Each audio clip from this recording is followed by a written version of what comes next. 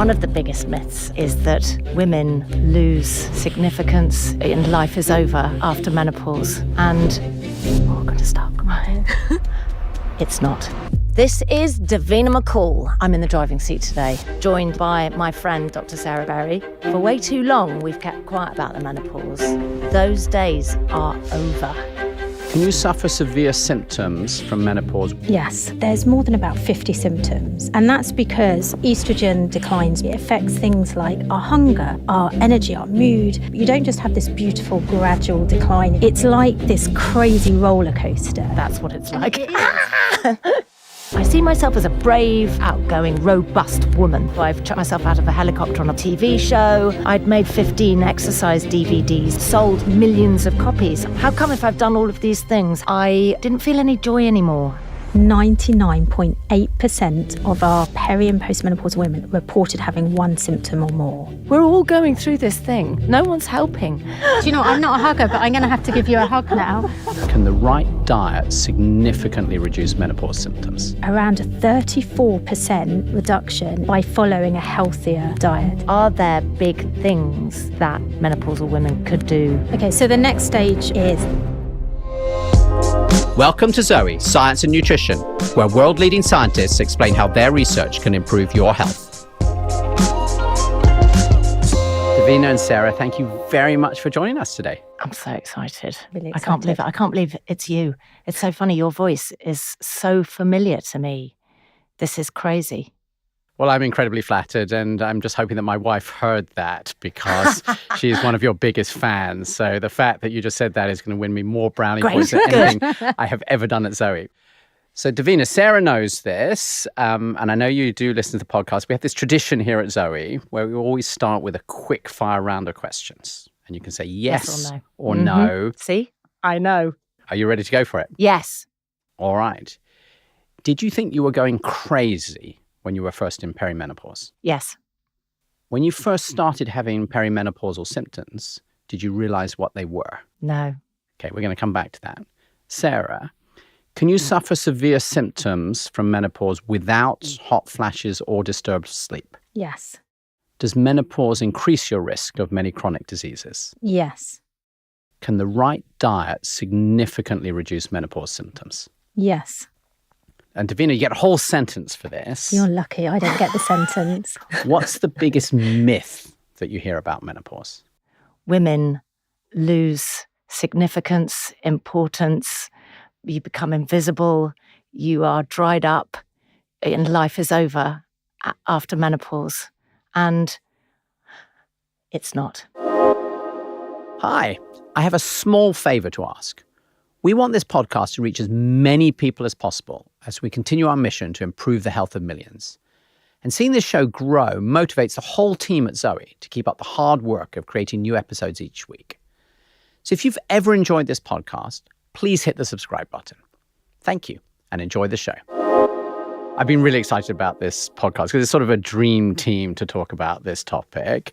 And Davina, it's wonderful to have you here to sort of share your own menopause story. And also these sort of quite amazing, I think often quite heart-wrenching stories that you've collected in your book, Menopausing, which I think is really great. And to have you with Sarah Berry, it was fantastic because of the perfect timing, because this is actually the first time that you're able to reveal a set of brand new peer-reviewed scientific studies that you've been working on about menopause symptoms and about how changing food choices can affect them. So I think it's really great to have the two of you together. Davina, I'd like to start with something a bit different from what we normally do, because normally it's very about the science, and I think this is a great opportunity to actually talk about like a real lived experience. And so I would love to just start with you telling us about your experience when you first started having symptoms. Well, I think the first symptom that I had that really hit me was a night sweat. And I would have been about 43 years old. I was on a job in Prague, and I stayed the night in a hotel, and I woke up in the middle of the night and I was drenched. My hair was wet. It wasn't like just you're a little bit hot in bed and you think, oh, I must throw the blankets off. It was bottom sheet soaked right through, had to go and get a towel, duvet soaked right through, had to turn duvet over. I mean, and I thought, my God, I'm ill. I'm really ill. And I woke up the next morning, I looked at myself and I thought, God, you really are ill. I felt pale. I felt like my skin was kind of dry, and I thought, God, I'm so dehydrated after sweating that much all night. And I thought, well, hopefully it'll pass in a couple of days. It happened again the next night, and then it didn't happen for a while. And I thought, oh, I'm better. So what I've now realized is actually I had little non-physical symptoms, so psychological symptoms a little bit before that. So things like, I'm a very gung-ho person. Anybody that knows me as a television host in the UK would know I've chucked myself out of a helicopter on a bungee rope on a TV show. I see myself as a brave and kind of gregarious, outgoing, robust woman. And my life felt a bit overwhelming. And I thought, how come I can't get my kids ready in the morning? How come I'm crying quite a lot, not just through PMT, which was kind of normal, for a couple of days, but this felt, I didn't know when it was coming or why it was coming. How come I didn't feel any joy anymore? How come I was kind of flatlining through life?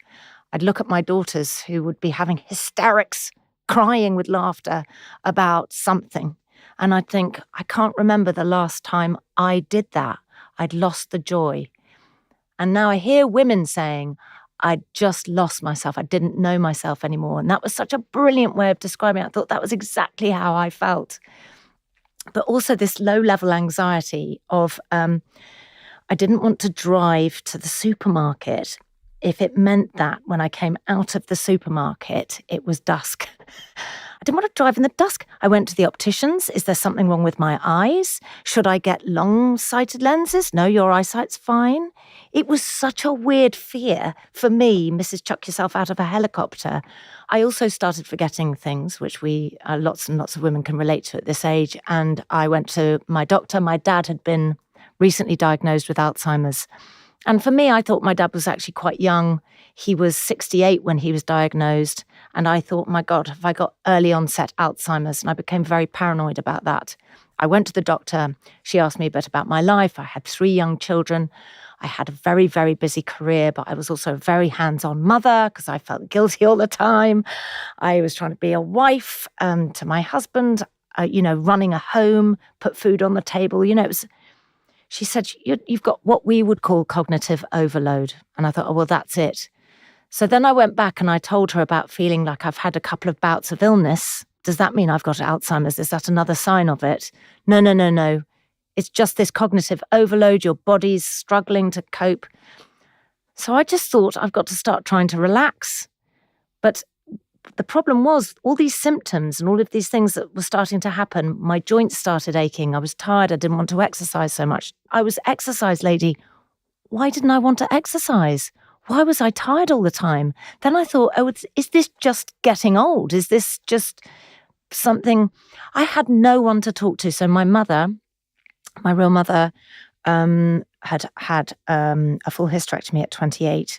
Because she had ovarian cancer. So she was plunged straight into menopause. I had a very difficult relationship with my mother. She was an alcoholic and addict. And I have had such enormous sympathy towards her. She's dead, unfortunately. But I've worked with my mother in heaven on trying to forgive myself and her for our relationship. Because if I'd have known all of this when she was alive, I would have been a lot more understanding. When she was 28, and Sarah, you know what that's like for a young woman to be plunged into menopause. Anyway, I didn't have her to talk to. My stepmother also had a full hysterectomy, but she'd been put on HRT, but nobody talked about it. It was embarrassing. And I thought, I'm too young. I don't really want to talk about it because I feel like it's going to age me. And aging in my business wasn't good. Aging in terms of feeling like a sexy lady wasn't good. Just aging in general, I don't want to get older. And so, Davina, does that mean that you didn't even want to sort of think about it for yourself? No. Never mind not telling Exactly. other people? Like you didn't want to consider this could be happening to you because Blinkers. It's like this happens to like women when they Old get really people. old. Yeah. And that like by definition, I don't like it's taboo. I don't want to think about it. And I think another thing that I have really embraced once I learned that it was perimenopause was grieving not having any more children. I didn't want any more children, but I hated the fact that my body was telling me that I couldn't. And there is a thing you've got to go through. And when you step through the door to the other side and you've learned all of the things that hopefully we will be able to help you with today, some of them, a lot of them, that the other side is great. But it's a journey to get there, but the journey is what makes it worthwhile. Nothing brilliant is easy. You've got to put the work in. And I always feel a bit of a fraud sitting here talking about menopause, but I do think that, I think I speak for quite a lot of men actually, that it's one of the things that I knew nothing about. And it's been a massive eye-opener for me over the last few years to realize sort of what a big deal it is, but also that it's probably going on with friends of mine and I don't even realize, and I had no idea really what was going on. Can I just say, though, how wonderful it is as women, when we hear a man like you talking like this about the menopause or doing this podcast or hosting it or saying, I didn't know anything and I want to know, it literally makes me cry. My boyfriend learnt about doing women's hair in the menopause he talks about it now because he shared my journey with me when we weren't together then, but we were friends. He was doing my hair back then. And he thought, I want to help women too. And those allies, we need you.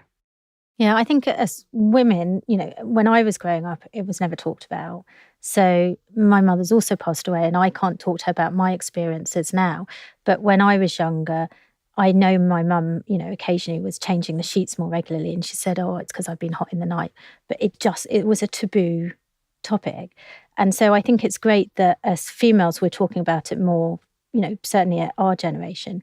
But I still think it's very taboo amongst most males. Mm-hmm. What's interesting is I keep thinking you're talking about it more, Sarah, I'm talking about it. And I look at all these doctors online and still it's not just women contacting me about the fact that they can't access information or help from their doctors, but it's even doctors still aren't educating themselves when they know that it's so important.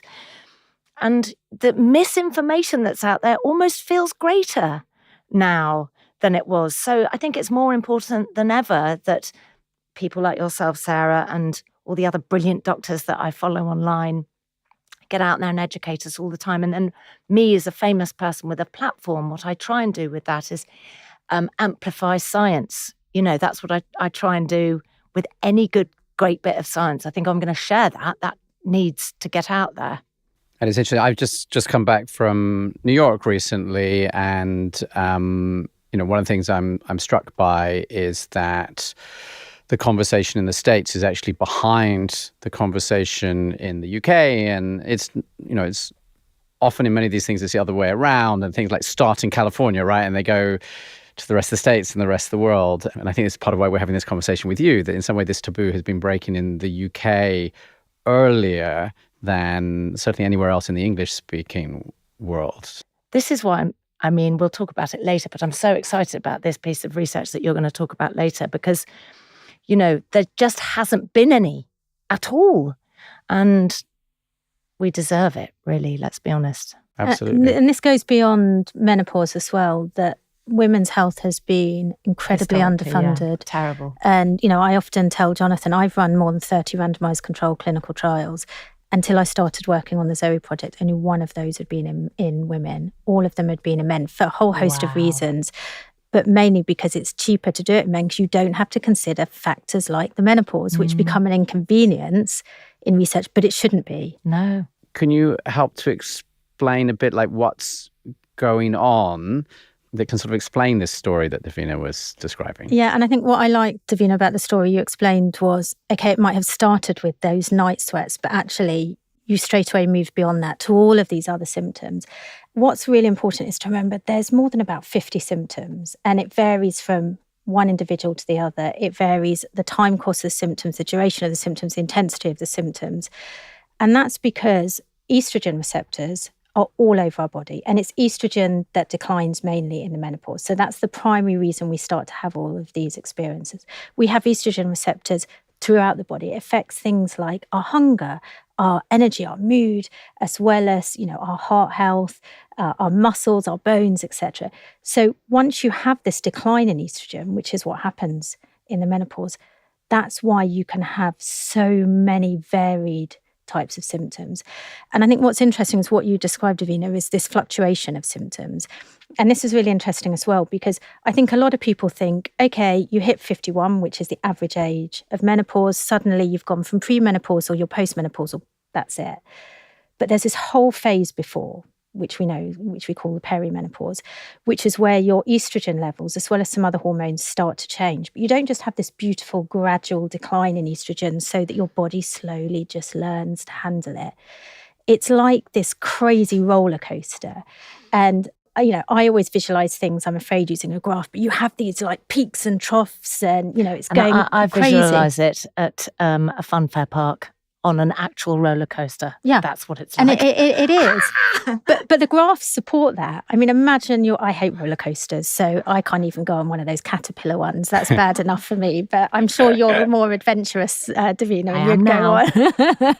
But this is what's happening with your hormones. They're going ups and downs, and they vary throughout the day. They vary from day to day. And that's why you could be functioning perfectly normally, and literally within minutes, you're hit by something. And I think that's what's so distressing.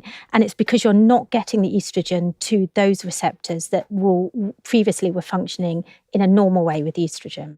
I also think what's interesting is for our whole lives as women, we are taught to kind of understand our monthly cycle. So I used to know that on these 2 days of the week, I didn't need a nap.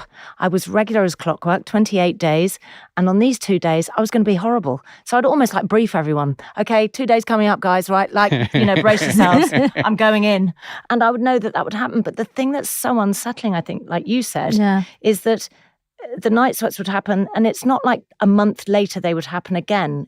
You just would never know. You could never prepare for anything.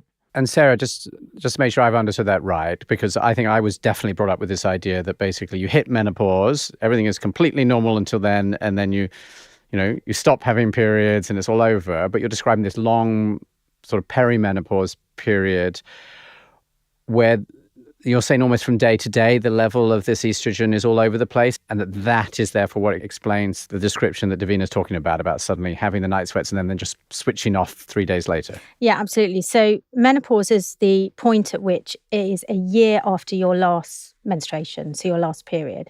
But leading up to that, you have these fluctuations, these peaks and troughs in estrogen. It can last from 2 years to 5 years on average, but for some people, it can last up to 10 years. And it's that phase that's particularly troublesome in terms of all of these symptoms. What we do know, though, is that actually you still continue these symptoms post-menopause or post-reaching that kind of stage where, your estrogen is a little bit more stable, but you still have these symptoms. And we've actually conducted some research where we've looked at how many symptoms people have, depending on how far away they are from their last period from the menopause.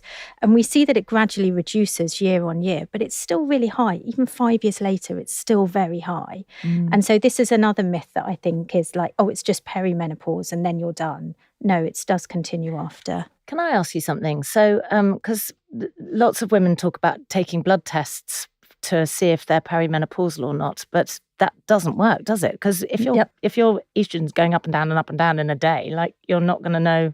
Absolutely. And I think this is a huge waste of money, a huge waste of resources. And again, it's one of those myths that's like so frustrating when people say, oh, I've had my hormones checked and they're fine. It's like, okay, they were fine at that point of time, but what about tonight or what about tomorrow?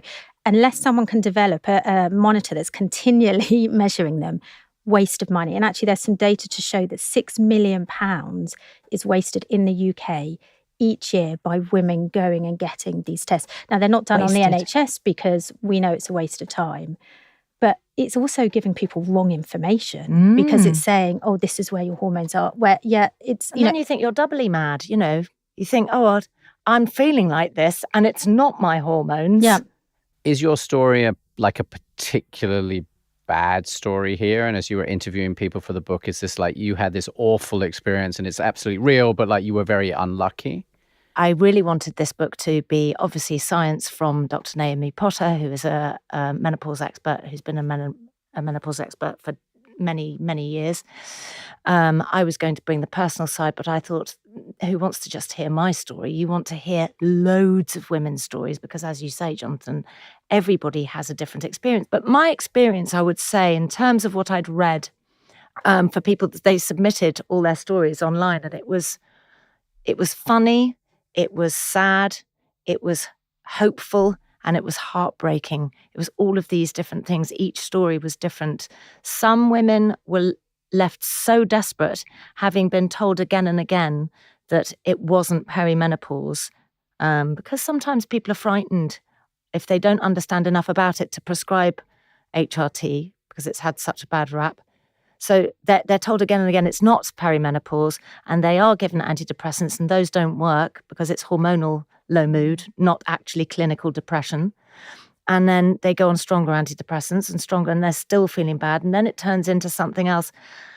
And this friend of mine said that his girlfriend, he found his girlfriend with a knife to her wrist one night, and she was just, please help me. Please, that's awful. like I am going mad, and this is the only, I feel like this is the only option left. I interviewed 2 women in Scotland who had both had moments, but what was frightening about a menopausal sort of suicidal thought was that it happened out of nowhere often. It would be like, I'm driving in my car, I just want to drive into that wall now. So it can affect women extremely seriously. And my friend went and took his girlfriend to the doctors and sat down and played bad cop and was like, I am not leaving until someone listens. And she got some psychiatric help, and she also tried HRT, and thank goodness that did help her. What you're referring to as HRT is hormone replacement therapy, yeah. Which is often called hormone therapy, for example, in the US. You know, I am very keen to say that all I try and do with hormone replacement therapy is to just say the facts. I don't want to wax lyrical about it. I don't want to say it solves everything. I know that there are many women that can't take it. And but I do want the truth to be out there for people, because in order to empower yourself when you feel literally so powerless and lost and invisible, the truth is going to empower you. But when you feel like you're being gaslit or not listened to, and I always think gaslighting is really overused as a word, really.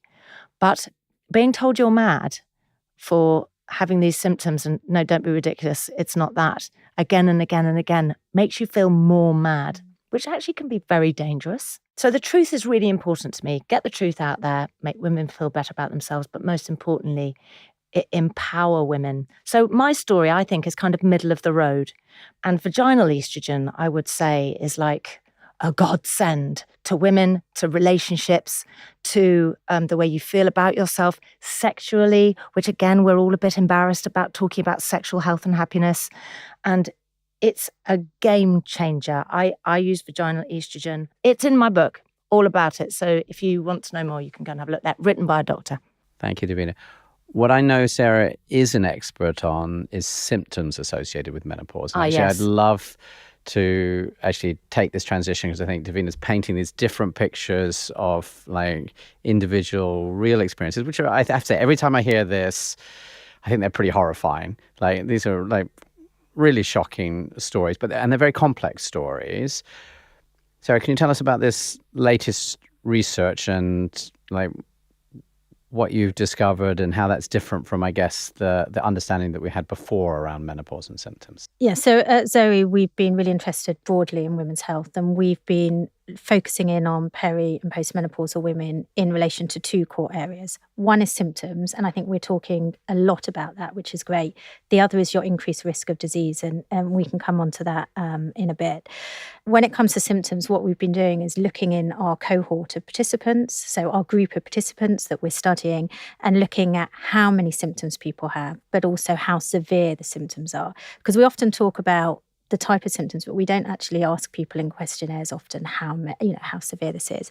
So we've got a group of 70,000 women who are peri and postmenopausal. So we've got about 30,000 people who are perimenopausal, 40,000 who are postmenopausal, that we're asking standardized questions to everyone and collecting also lots of biomarker data about their risk with disease as well as symptoms. So are they not on anything? So they are literally just purely going through it Because if they were on something, their symptoms might be any kind of medication. So some of them are. So we collect loads and loads of information about them.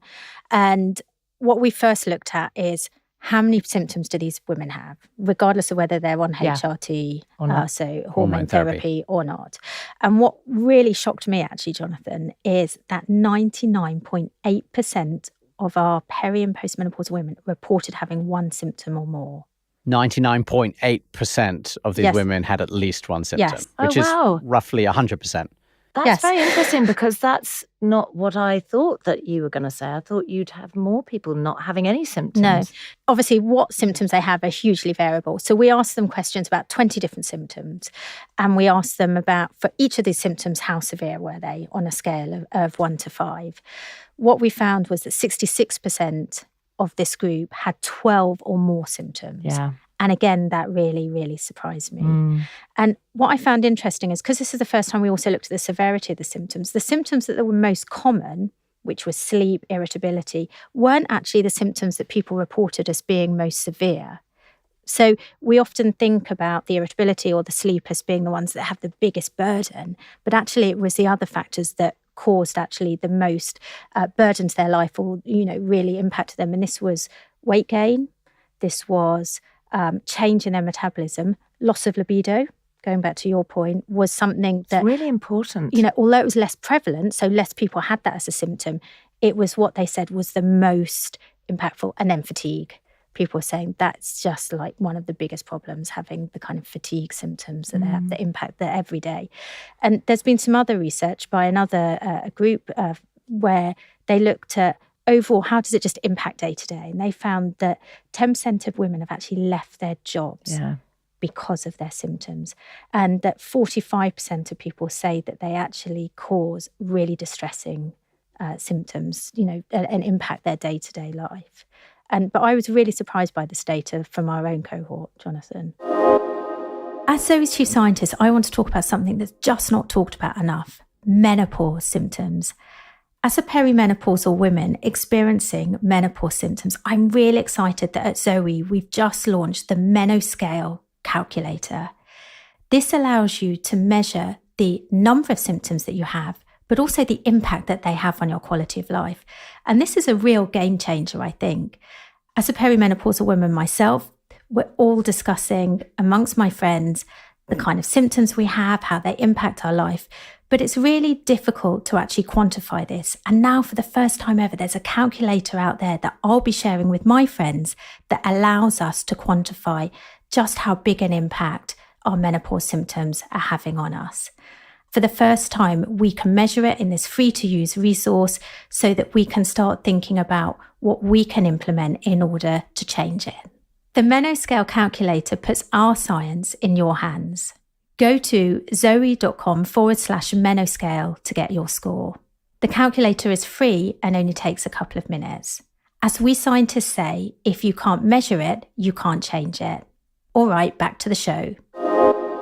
And is this like new news, or does everybody already know about this range of symptoms and this is the way that, it's generally studied and followed? So there is a growing number of studies showing the different variety of symptoms. So, I think, every few months there might be something coming out saying, oh, this is also a symptom or that's a symptom. We don't have really good data, though, about the number and the severity of symptoms at such a large scale. So in these, the fact that we've got 70,000 women here, it also allows us to tease apart the variability in the symptoms. And what we've also done is we've performed some kind of statistical analysis that allows us to look at how some symptoms cluster together. And that's really interesting. And this is new as well, that we see that there's certain symptoms that cluster together.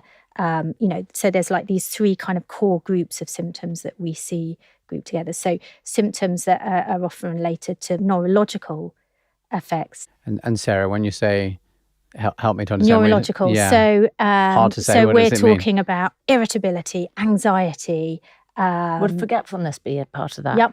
And Sarah, so you said one group is around these things to sort of this is sort of like the brain. Is it like irritability, anxiety, what were the other two groups that you discovered? So we've got ones that group together as what we call vasomotor. So these are the ones related to hot flushes, night sweats, chills, those kind of things. Then we see a group that's very much centered around sexual, reproductive, kind of urogenital health. So this is like low libido, vaginal dryness. And then we see the factors that are psychological, but particularly around the nervous system. So this is irritability, low mood, depression, anxiety, mood changes, sleep disturbances, headache, brain fog, memory loss.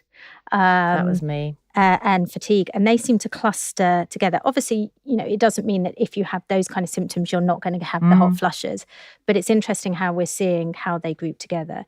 And this is interesting because it means now that we're seeing these clusters, we can now look at how these different groupings might relate to other kind of factors that we might be able to help with. And Davina, does that match up to your experience speaking to different women? I mean, what I thought was really interesting, because I think what's happened in the past, that women were expected to suck it up. I mean, women have always been expected to suck up everything. And, you've got very, very painful periods, just suck it up.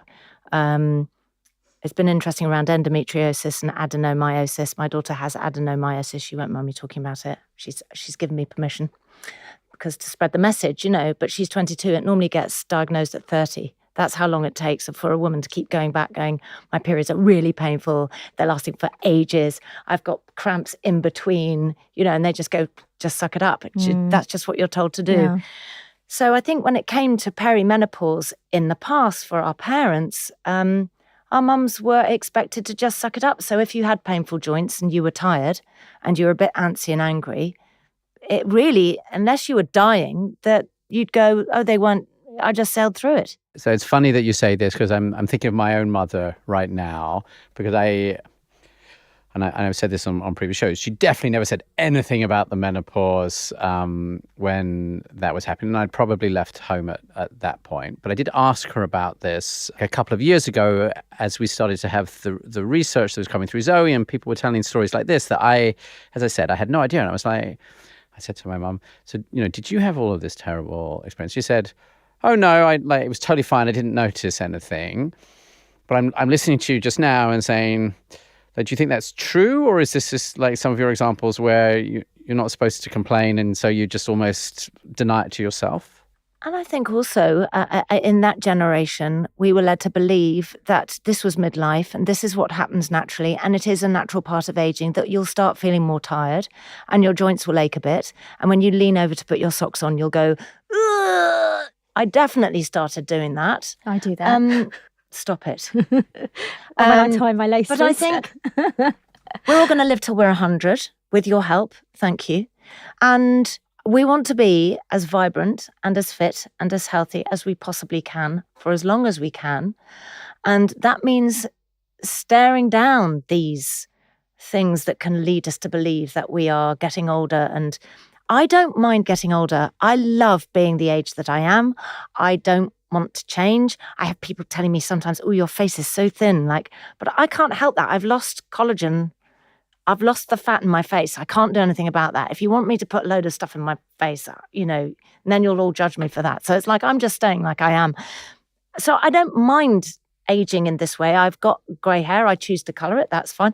That doesn't bother me. I've got slightly crepey skin here. It doesn't stop me from wearing short sleeve shirts. I like getting older, and I'm definitely mentally a more evolved human the older I get. I was very, very cripplingly insecure in my early 20s. And as I've grown up, I have lost the vestiges of youth, but I've gained a happier kind of view of life. I'm much more satisfied and happy. So I don't mind getting old at all, but I don't want to give in physically. And so that's why I think for me, exercise is paramount. I want to stay fit. I want to stay mentally agile. I want to be able to move. And these are the kind of symptoms that I think back in our mothers' days, they were like, well, this is where we start wearing the cardigans and we knit a bit more and we take life a bit more easy. But their life expectancy was a lot shorter than ours. And ours is, we must have added like 10 years or 20 years to our lives. I still want to be playing. Let's up the ante. I want to be dancing in a nightclub when I'm 70. Come on. Jonathan wants to be dancing with you as well. Yeah. He often uses dancing at his daughter's wedding as his reason for what we do at Zoe. No, it's a future. You've got to dance at her I've wedding. got to dance at her age of wedding. 70. And I think this idea that somehow you couldn't do this, that to me is a great example. It feels like somehow you've really given up something that's a great joy and very depressing. So yes, we talk about that often. I talk about, like, for me, Zoe is about being able to do all of those things, at my daughter's wedding, which is probably 30 years from now. Going to be about 80, so I want to be jumping up and down on the dance floor. I don't want to be like wheeled in like for this, one special dance. And I think you and I need to do this to help educate our younger generations and show them that aging is not a bad thing. I've always been sort of slightly led to believe that aging is a terrible thing, and actually it's brilliant. I think that's actually a brilliant segue, because I know that people are going to be looking to get to the actionable advice. But before that, there's, I think, one thing that you mentioned, Sarah, in the quickfire questions that I really want to pick up on, because we talked a lot about symptoms, and people say, well, you're just feeling bad, but don't worry about it. But Sarah, you talked about the fact that going through menopause actually increases women's risk of serious disease. Could you help us to understand what that means? Yeah, so as well as feeling rubbish with all of the symptoms, also it actually impacts your health. It impacts your risk of many chronic diseases, such as your chances of getting type 2 diabetes, cardiovascular disease risk, etc. And that again goes back to the function of estrogen. Like I said earlier, the estrogen impacts nearly every cell in our body, and so it impacts all of the different kind of mechanisms and processes involved in the development of different diseases. We know that when you are premenopausal, your risk of chronic diseases is much lower at any given age than a male. And we see this in our own research. So we published some Zoe Predict research where we look at each point in time at the risk of different disease risk factors, blood pressure, cholesterol, glucose control, etc. And we see that it's actually, we're doing better than men. So we're kind of, happily laughing away. As soon as you hit the kind of perimenopausal, postmenopausal phase, suddenly the trajectory changes. And not only do you catch up with men in some of these areas, you overtake men. So depressing. And it's because of the role of estrogen. Now, I know you say it's depressing, Davina, but we can do something about it, which is what's good. And we see in our own data that once you get past the menopause, but even at the perimenopausal phase, suddenly your blood pressure increases. Suddenly your cholesterol, particularly your bad cholesterol, the LDL, increases. Your levels of inflammation increase. And this is because we know estrogen has quite an important role in maintaining certain anti-inflammatory responses, to put it kind of quite simply. We know that your blood glucose control, so your blood sugar control, also is impaired. And we've even done some research in our Zoe Predict study where we've actually taken an age-matched group of individuals. And Davina, the problem with anyone studying menopause is it is an age-related event. So how do you know it's, okay, menopause and not age? But because we had so many people, we were able to say, okay, let's take a group of people who are exactly the same age and let's look at people who are premenopausal, because obviously the age of menopause is very variable, and those who are postmenopausal. And we see differences, for example, in many of these factors, purely because of the menopause and not because of age. And in particular, we see these differences in how we respond to sugar and how we respond to carbohydrates as well. So you talked about sort of how serious the symptoms are. I think, Sarah, you talked about there are actually 50 symptoms as part of this complete lack of understanding, right? Even of women who are going through this, about how they might see it. That it isn't just about symptoms, that it's really having this big shift in how your body's working and the risk. I'd really love to talk about getting the help you need and what you can do with it. And, I think, Davina, in your book, you talk a lot around hormone therapy, HRT as we talk about it, and sort of medical intervention. Maybe we could start with sort of those medical interventions. And then, because we've been teasing the audience a lot, I want to switch to talking about this amazing new study, Sarah, looking at sort of diet and lifestyle. I was so terrified of it. I was like, there is no way I'm ever touching that stuff before I became perimenopausal. After 3 years of being perimenopausal and having no help or support or not knowing what it was and feeling totally disempowered. So when somebody suggested HRT, I just said yes. And then after I'd said yes, I was like, is it going to hurt me? And then the facts that I got about the new types of hormone replacement therapy, it sounded so different that I made a decision for myself. But I thought, I didn't have the correct information. Why is it so hard for me to find that? So that's why it was important for me to talk about that. I am also very prone, this is what I'm excited to hear about, also trying to support women who don't want to take it, or who really importantly, because I think this is the hardest place to be of all, who really do want to take it, but have had some kind of estrogen-sensitive breast cancer, which makes it difficult for them to do that, or another health issue that means that they're unable to, and they were, but now they can't. So actually, we really do need to talk more about alternatives and what other ways can we help support women that can't take hormone replacement therapy. I think as well, it's really important to make listeners aware of what the current evidence is around hormone therapy as well. So like Davina, I think there's so many people out there are still scared about it and might recall news that came out, I think it was about 22 years ago now, over this big study called the Women's Health Initiative, where the headlines were, HRT or hormone therapy increases the risk of cancer, of stroke, of cardiovascular disease. And it was painted a really scary... I remember hearing that. Yeah, it was and thinking, all right, over I'm the not news. Going on that. I don't want to go into detail of the study, but the analysis that was performed has since been reperformed, and a lot of the findings that were in those initial headlines we now know are inaccurate. The population that they used to take the HRT were also way, way past the normal prescribing age, like way into the 60s, where people already had complications. But most importantly, the type of HRT that they were giving is not the kind of hormone therapy that we now use, certainly in the UK. And so in that research, they were using oral, so tablets, for hormone therapy. Now, that is still used in the US a little bit, but in the UK, it's simply not used. What we use instead is transdermal. So it's either a gel or a patch that people put on.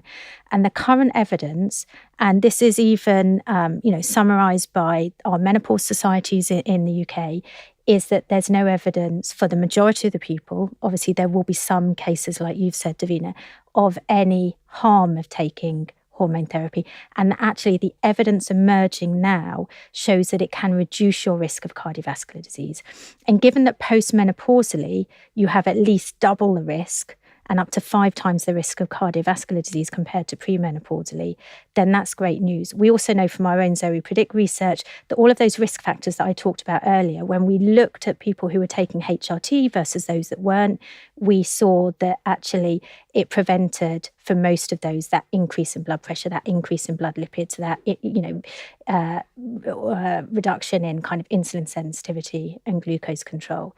So that there is, for the majority of people, a benefit. And I think, it would be really good to try and educate people not to be scared from some very old news. Thank you, Sarah. And I think for anyone listening who maybe hasn't listened to many of the Zoe podcasts before, there's actually a couple of podcasts that you've done on menopause, with other doctors and scientists, where you've sort of gone into hormone therapy in quite a lot of detail. So I think I would definitely point anyone who's interested to understand more to do that, because it's obviously there's a lot of complexity. I've definitely learned a lot. Yeah, I think what's interesting in our results as well, Davina, and these are some of our new results, Jonathan, of when we look at, the symptom prevalence that I talked about, that 99.8, that 66% of people having more than 12 symptoms. We also broke it apart according to whether people were on HRT or not on HRT. And I was actually quite surprised that people on HRT were still actually getting quite a lot of symptoms. Yes, it significantly reduces them. But naively, I had thought, it's like the wonder thing and it will still, totally stop all. And that's why we need to take the holistic approach. So Davina, what was your experience of hormone therapy? So after 4 days, I felt a weight lift. And I was playing around a bit with my progesterone because my bleeding was quite irregular, and I didn't like what was happening with that.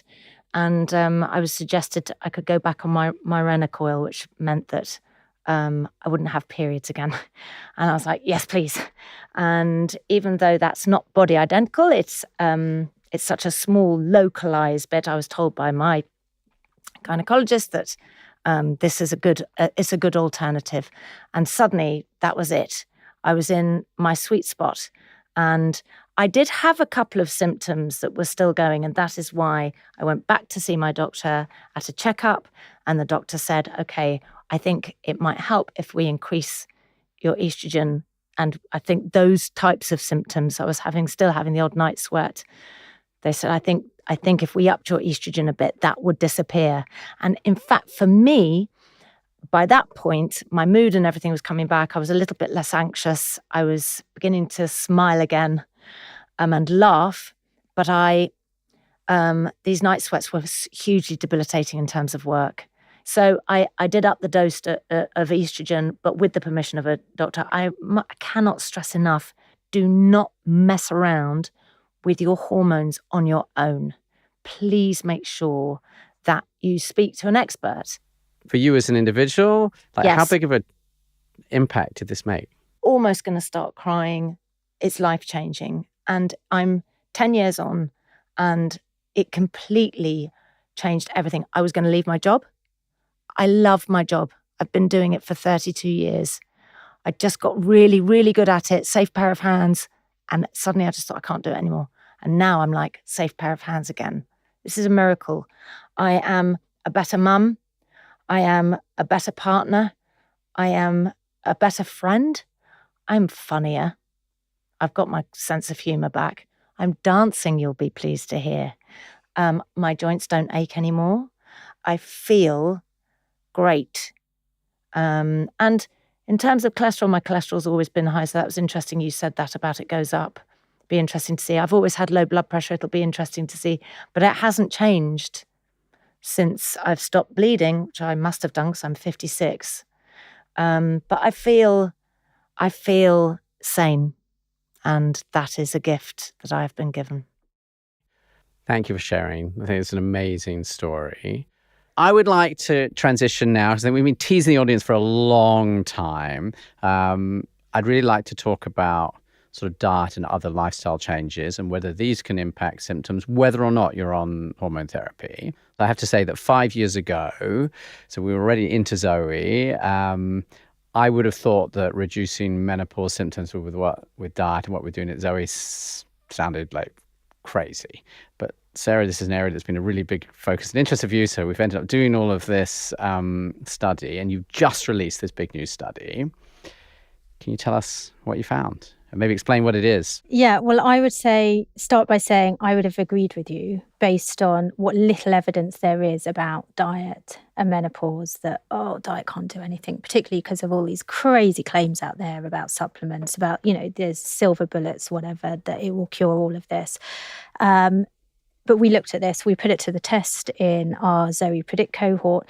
And so we followed 5,000 women over a period of up to about 20 weeks. And these were perimenopausal women who had signed up to take part in the Zoe membership program. So these are women who we did various tests to look at their metabolic health, their microbiome, and then deliver personalised advice to them based on some of these tests, but also based on, their health history, where they are now with their diet, their lifestyle, etc. And we asked them loads of questions about their health at baseline and their symptoms.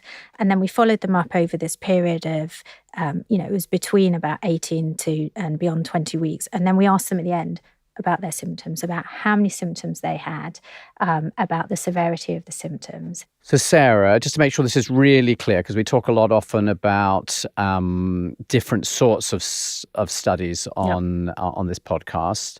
Is this a randomized control trial that you're talking about here? No, so this is what we call longitudinal data in the science world. And longitudinal data means that we collect data at various time points. So everyone was following the Zoe program, so everyone was changing their diet, and we collected data at the beginning and at the end. And so we looked at how it changed over time. The gold standard of scientific research is to do a randomized control trial where we'd have had another group of people who would not be changing their diet, so that we can check that it really is the diet that's changing. I wasn't really expecting to see much in this, if I'm honest. But actually, I was surprised, Davina, to the extent that I asked the researcher to go back and redo the stats. No, seriously, that's so funny. And we've got a fantastic researcher, George, that's been doing all of this research for us. And this is the research also that's funded independently by the British Menopause Society. And I think it's always important to state that it is independent funding for this. And what we found was around a 34% reduction in overall menopause symptom burdens. This is taking into account the number of symptoms and also the severity of the symptoms by following a healthier diet. And actually, when we looked into the details of the dietary changes, we weren't actually seeing huge changes in people's diet quality. And I think that, to me, Jonathan, is what's most important. We are actually seeing relatively small shifts, but very meaningful shifts. And even just when people were having small shifts, we still saw a huge impact. And we saw it across so many different symptoms. I mean, talk about falling in love with you guys, like with all of my heart. Because nobody... Oh, I'm going to stop. Oh, dear. But sometimes...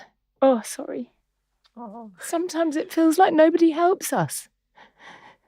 Honestly. And it's like when somebody does go, no, we see you and we've got your back and we're going to do some work on it. It was so upsetting. You think, we're all going through this thing and no one's helping. And this is something, it's not just medicine. This is something that literally every single woman could do. And a 34% reduction. It's ridiculous. That's over a third. Yeah. And sorry. And we see that, I'm not a hugger, but I'm going to have to give you a hug now. But you know what I mean. Totally. Think, please help. Well, I was surprised by this. And interestingly, we see this as well with those taking HRT, because we also looked at people who were taking HRT. So for those taking hormone therapy, we also saw that on top of the benefit of the hormone therapy, having a healthy diet had a huge impact. But I think, it's important, Davina, to your point, to say that when we did look at the diet, we used an overall dietary score to quantify how much there was a change in the diet. And so, a lot of the principles that were changing were, the kind of fundamentals of healthy eating. So increasing your plant-based, unprocessed foods, reducing your processed meat, etc. And, we can dive into that a bit more. But these are things that are accessible to everyone. And so, our Zoe Predict program was a fantastic springboard for us to study this and to be able to look in depth. But it doesn't mean that everyone needs to be, going out and having, these personalised recommendations. What we learn from this is that overall changing the quality of your diet can have an impact. So, Sarah, these people were Zoe members, which means that they were doing this test, getting these personalised results about their body, and then they were following the advice on their app, this sort of daily coaching advice to help them to understand what they needed to do to change their diet. Yeah, so I think as scientists, what we always want to do is look at our own results, but we want to look at them together with the bigger picture because, there are other people doing research in this area. It's not only us. I'm very proud of what we're doing because we have the resources to do it at a scale that allows us to look at an individual level what's going on. But there's many other studies that are also being run now. And, although it's slower than it should have been. And collectively, what this research is showing is that following an overall healthier dietary pattern, a Mediterranean-style pattern, as we often call it, can reduce your symptoms, as well as it will help improve some of these risk factors, that we talked about, associated disease, your blood lipids, your blood pressure, etc. So the kind of fundamental principles here are reducing your heavily processed, unhealthy foods, so these ultra-processed style of foods. So your very heavily processed red meats, for example, reducing refined carbohydrates, your pasta, your rice, your white bread. But as though we were always about what can you add in rather than what you have to take away. And so the great news is that where we see the biggest benefit is actually by what you're adding in. So adding in unprocessed plant-based foods. So fruits, vegetable, pulses, whole grains, oily fish, if you're not vegetarian, having a decent amount of healthy oils, because we know that will help with many of these disease risk factors, but also, could help with the symptoms as part of this overall healthier diet. I do think, Jonathan, it's important just to mention that there is a place for some people for a particular supplement. Now, it's always important to say, look, what I'm saying now is based on the evidence we have. Who knows? The evidence is evolving week on week. So it might be in years' time that actually I'm wrong, and I'm always happy to say when I'm wrong. One area where I think there is good evidence is around soy isoflavones. So soy isoflavones have a particular property, which is what we call a phytoestrogen. So it behaves a little bit like estrogen. And it actually can stick to the estrogen receptors and therefore mimic the effect of estrogen. Now, in countries that have a high level of soy isoflavones, so this is particularly in East Asia, so Japan, China, etc., they have about 70 times the amount of soy isoflavone intake compared to the UK. They have actually significantly lower menopausal symptoms, which is really interesting because we see a population that has lower symptoms who have a higher intake of this particular nutrient or chemical found in foods. And we also know there's this very plausible mechanism. So what we do know, if you look at all of the controlled trials that have been run on this, if you take a supplement that contains a particular amount, and it's above about 15 milligrams of a particular soy isoflavone called genistein, that has a significant impact on reducing symptoms. I'm really sticking my neck out here because I am quite skeptical often about supplements, but I have to lead with the evidence, and the evidence is supportive of this particular supplement. Davina, it's incredibly rare for to ever say anything positive about a supplement, so I agree that is really interesting, and I'm sure we will be doing some studies around this in the future, am I right? We are, because even more interesting is your response to soy isoflavones is determined by your microbiome, and this is fascinating. And this is a really interesting area of research that we're also looking at. So we looked at people's microbiome pre, peri and postmenopause. Mm-hmm. So we looked at the composition of all of these trillions of bugs that are in our gut that we know are linked with health. And what we found was that the composition of the microbiome peri and postmenopause was actually quite different to pre-menopausal. And another researcher has also found this. But when we looked at how the composition was different, what was really interesting is we could build on previous research that we'd published, and we found that there was a greater amount of bugs, species, that are associated with higher inflammation, higher fat around the belly, and some other unfavourable health effects.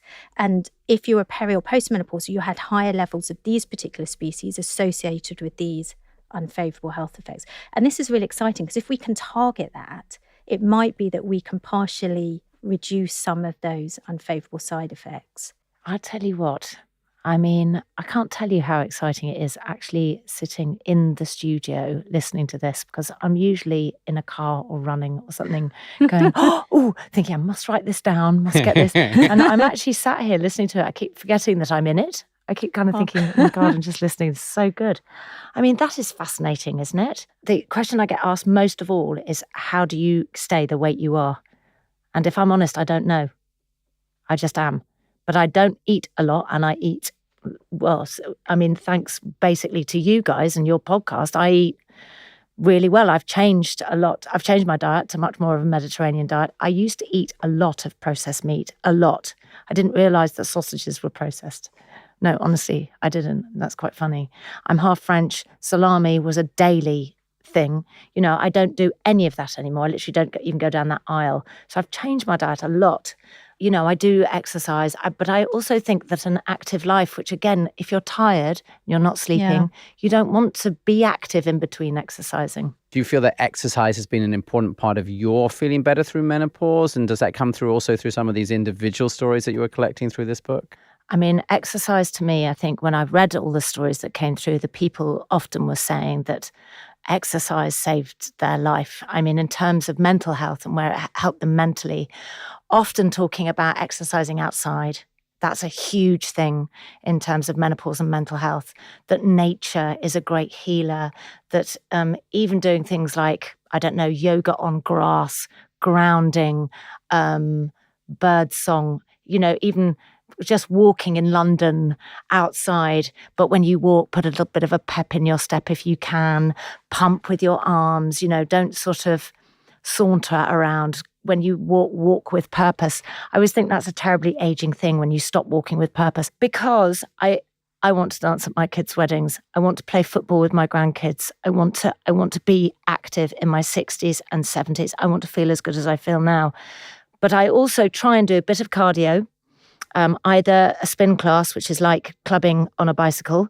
So that's really good fun. I try and do a little bit of running. I struggle with running. I'm not a natural runner. My Achilles don't like it. But when I'm in a good shape, running can give me a high, like a feeling of euphoria. But the maximum I run is 5K. 4K is probably preferable. And then I might do some weights.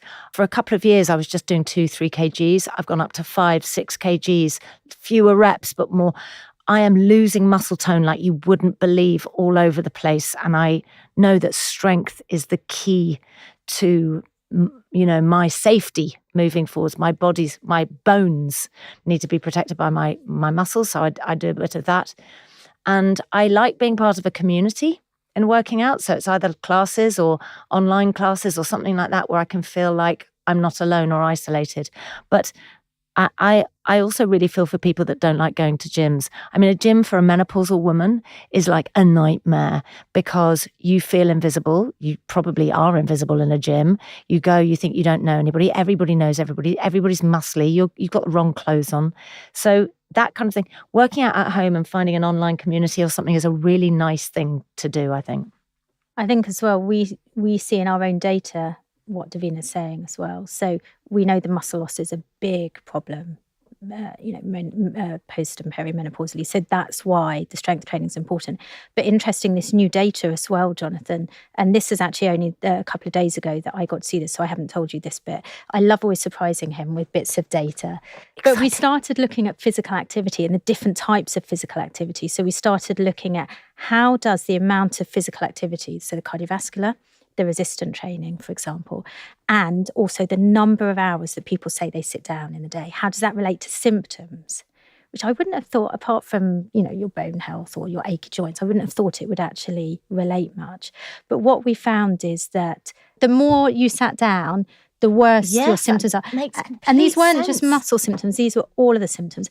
The other thing we saw is both cardiovascular and strength training, they were inversely. So the more cardiovascular training you did, and this wasn't like loads, this was just like, 20 minutes maybe a day, or a few times a week, and strength training, so the resistance training, that actually resulted in an overall reduction in many, many different symptoms. Amazing. Which I think is great.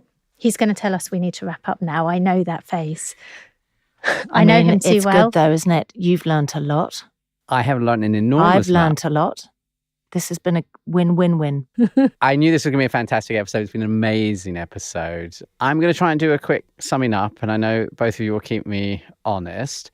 So we started, Davina, with your own story, which is really powerful. And you talked about, I think, this rather remarkable set of very different symptoms, right? From something like a night sweat, which you described as, thinking like you might have had like some virus or something, through to things that seem like loss of joy and confidence and tired. They all just seem like completely separate symptoms that I would never have imagined being linked up to one thing.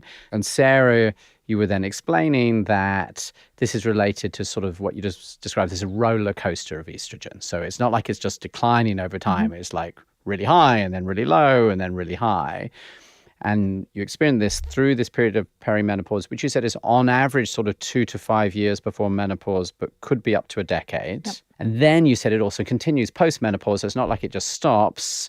And you were saying you could have symptoms for, another 5 years.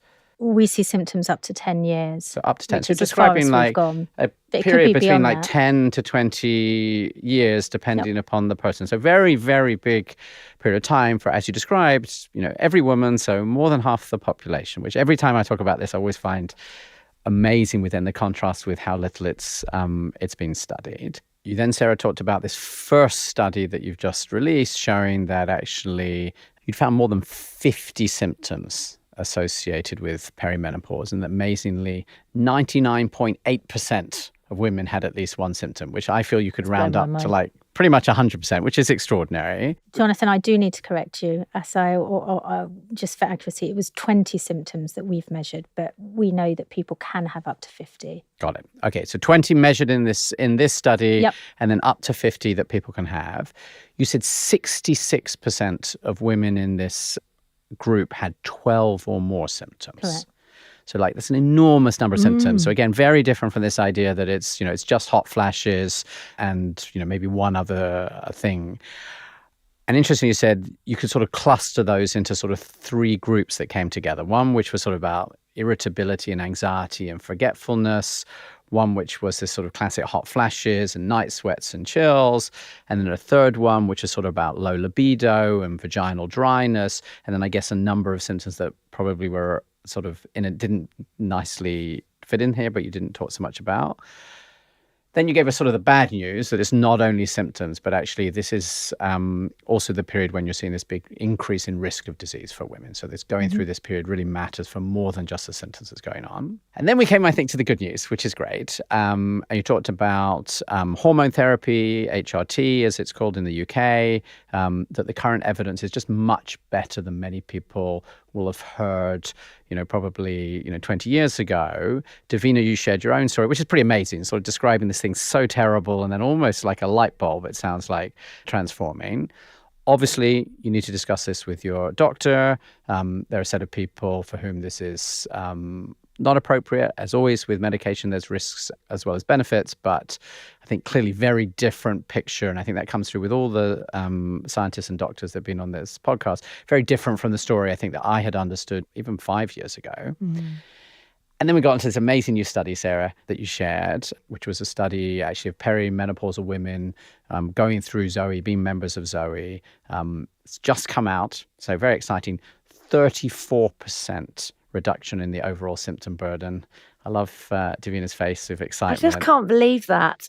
So that is amazing. Blown my mind, that. Definitely. Maybe I need to get the data triple checked. Interestingly, also true, you said, even for women who are on hormone therapy.